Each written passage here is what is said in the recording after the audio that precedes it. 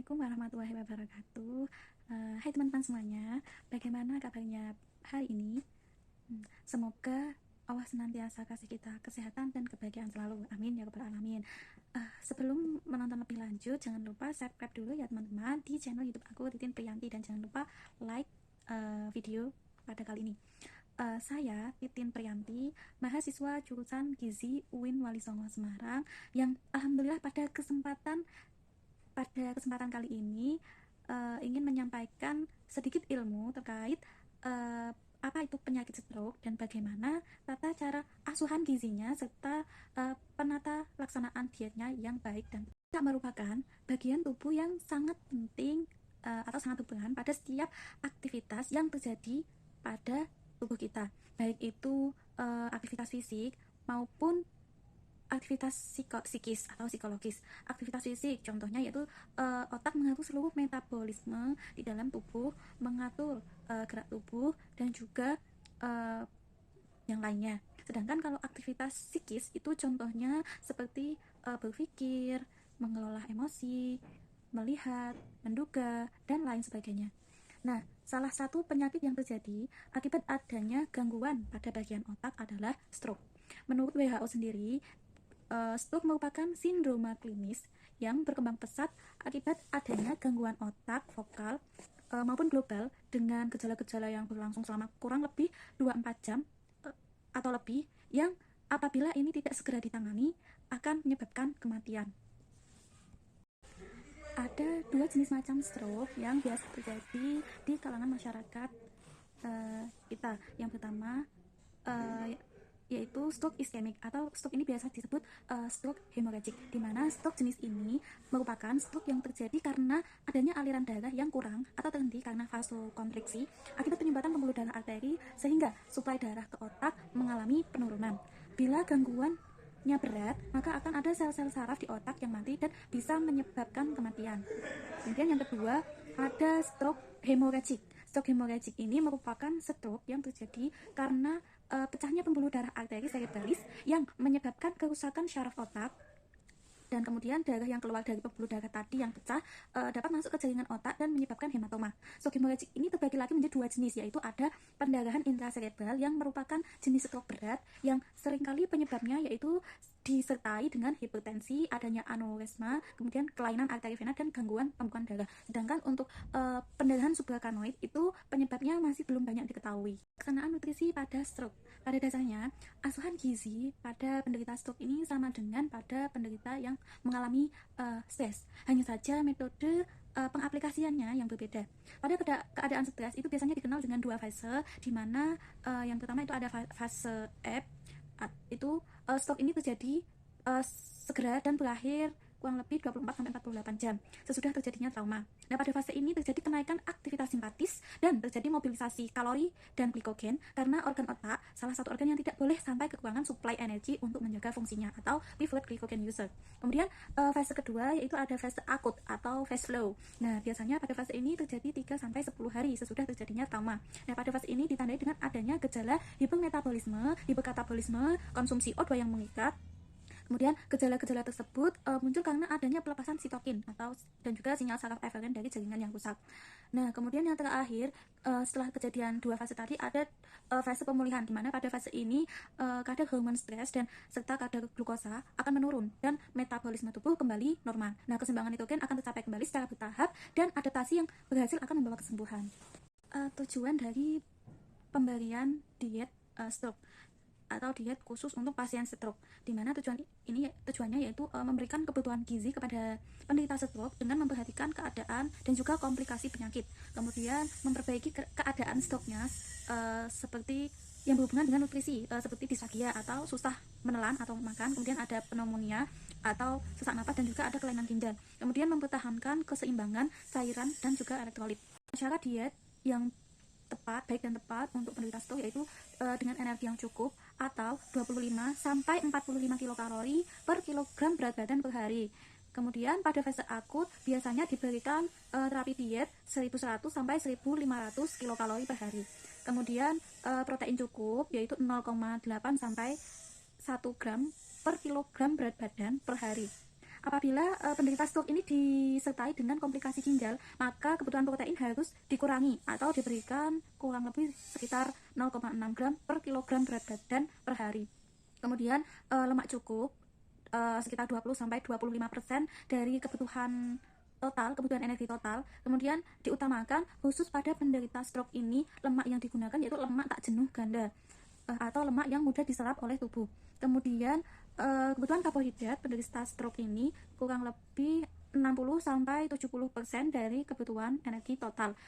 Dan apabila penderita stroke ini mengalami ada keluhan sesak nafas, kebutuhan karbohidrat dikurangi menjadi 55% dari kebutuhan total. Kemudian kebutuhan vitamin mineral diberikan harus cukup, khususnya vitamin A, vitamin B6, vitamin B12, vitamin C, vitamin E, dan juga mineralnya yaitu ada kalsium, magnesium, dan juga kalium. Kemudian kebutuhan serat juga harus cukup untuk membantu menurunkan kolesterol dan juga mencegah konstipasi. Cairan yang cukup bagi pasien penderita stroke yaitu seperti pada pasien normal lainnya yaitu 6-8 gelas per hari. Apabila suhu pasien tinggi, maka kebutuhan cairannya juga harus ditambah. Kemudian bentuk makanan bisa disesuaikan dengan keadaan pasien atau keadaan kemampuan makan pasien. Misal kok pasien tidak bisa mengasup makanan yang cukup, yang seperti nasi, maka diberikan bubur atau yang lebih teksturnya yang lebih lunak lagi. Kemudian makanan diberikan dalam porsi kecil dan juga sering, dengan frekuensi sering. Yang terakhir yaitu biasanya pasien atau penderita stroke yang disertai dengan hipertensi, maka asupan garam natrium juga harus dibatasi karena natrium ini akan menyebabkan tensi darah menjadi naik gitu.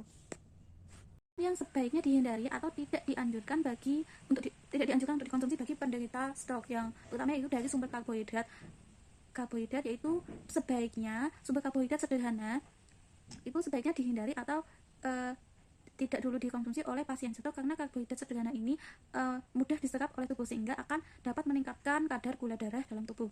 Nah, pasien stroke dengan komplikasi diabetes mellitus tidak dianjurkan mengkonsumsi makanan dengan sumber karbohidrat sederhana ini. Karbohidrat sederhana ini biasanya terdapat dalam gula dan makanan yang mengandung gula seperti ada cake, biskuit, dan makanan-makanan manis lainnya. Kenapa karbohidrat sederhana ini tidak dianjurkan bagi pasien stroke khususnya yang memiliki komplikasi diabetes mellitus? Karena sumber karbohidrat sederhana ini memiliki indeks glikemik yang tinggi, di mana indeks glikemik itu merupakan tingkat daya serap gula dalam tubuh, sehingga apabila ini dikonsumsi oleh penderita maka akan menyebabkan kadar gula darah pasien menjadi naik dan ini akan menyulitkan atau menghambat proses penyembuhan gitu. Kemudian untuk sumber protein itu yang sebaiknya dihindari atau tidak dianjurkan bagi penderita stroke itu yaitu sumber protein hewani yang tinggi kolesterol. Sumber protein hewani yang tinggi kolesterol itu tidak disarankan atau harus dibatasi bagi pasien penderita stroke karena asupan kolesterol pasien stroke harus dibatasi karena kolesterol ini juga akan memperlambat proses penyembuhan bagi pasien stroke. Kemudian protein hewani jenis ini biasanya terdapat di dalam daging sapi, bebek, dan juga seafood. Kemudian jenis sayuran yang harus dihindari bagi pasien penderita stroke yaitu sayuran-sayuran yang mengandung gas. Sayuran yang mengandung gas dapat menyebabkan rasa tidak nyaman di perut sehingga disarankan tidak dikonsumsi. Jenis sayuran-sayuran ini contohnya yaitu ada kol, sawi, kemudian nangka muda, dan juga lobak. Kemudian yang keempat yaitu makanan yang mengandung banyak lemak. Makanan yang mengandung banyak garam, dimana apabila mengkonsumsi terlalu banyak garam dapat meningkatkan tekanan darah. Makanan yang mengandung banyak garam misalnya ada keripik, makanan produk jadi yang kalengan, kemudian bumbu masak instan, makanan laut, dan juga mie instan. Kemudian buah-buahan yang harus dihindari bagi pasien dan juga penderita stroke yaitu buah-buahan yang mengandung alkohol, dimana konsumsi alkohol itu tidak baik untuk penderita stroke walaupun kadar alkohol dalam buah-buahan itu sangat rendah. Kemudian konsumsi buah-buahan jenis ini juga harus dibatasi. Nah, buah-buahan apa saja sih yang mengandung alkohol? Buah-buahan yang mengandung alkohol contohnya yaitu ada nangka tua, kemudian anggur, ada durian, dan juga nanas.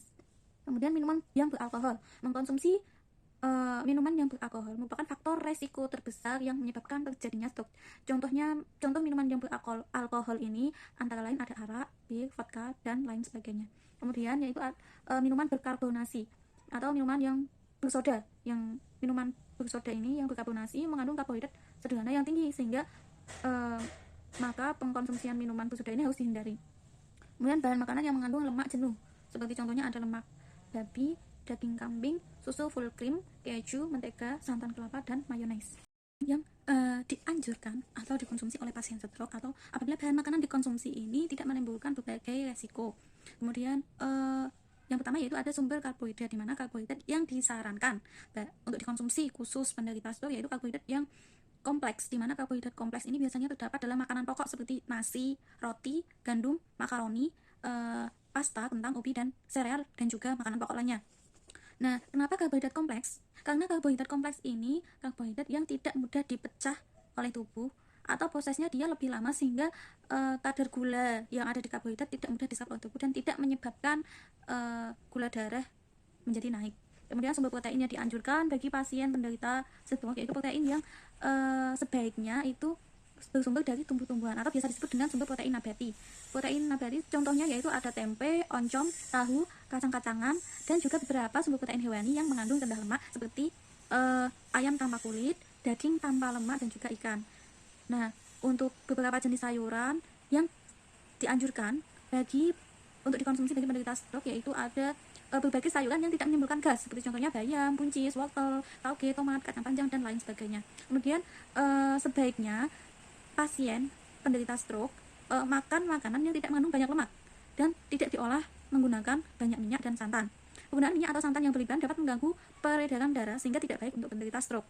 Nah, cara pengelolaan makanan yang disarankan bagi penderita stroke itu sebaiknya dengan cara ditumis ataupun di kuah bening begitu. Kemudian bahan makanan yang mengandung lemak tak jenuh atau bahan makanan yang mengandung lemak tak jenuh adalah minyak yang berasal dari tumbuh-tumbuhan seperti minyak kacang tanah, minyak kelapa, minyak jagung, minyak kedelai, dan juga margarin.